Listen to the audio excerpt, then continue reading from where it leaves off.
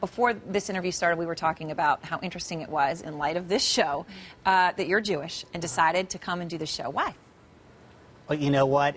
To me, it's sort of irrelevant. You know, I mean, we do all kinds of shows at TLC about all different topics. And well, let me ask you, why did you decide to be a part of the show?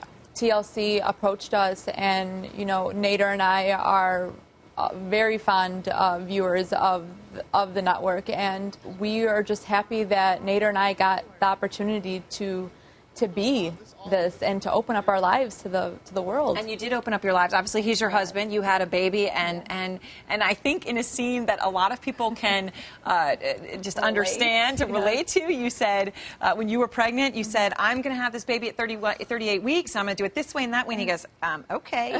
Because I want to have the baby at 38 weeks. I mean, what do you do? Like, you send them an email or something? I am 9 months pregnant. I want to get that baby out. You know, and I'm glad it happened when it happened. There are a lot of people, though, who still look at you and say, you're wearing a hijab, you're a Muslim American woman, and they expect you just by virtue of those things to be quiet, to be secondary to your husband, and you seem to be anything but. Oh, yeah. You're a respiratory therapist.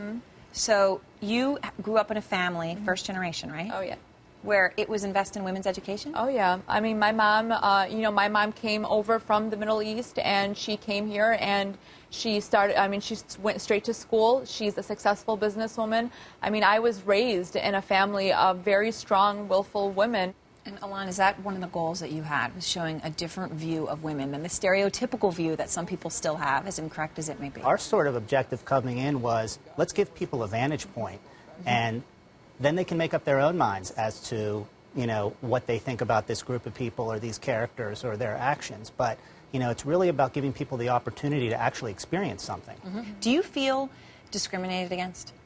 No, not particularly, no. I mean, I don't walk around with a chip on my shoulder thinking that I'm being discriminated against. But, I mean, I do get looks, and I do get questions in which, I mean, I'm open to all questions. I wish there was more dialogue.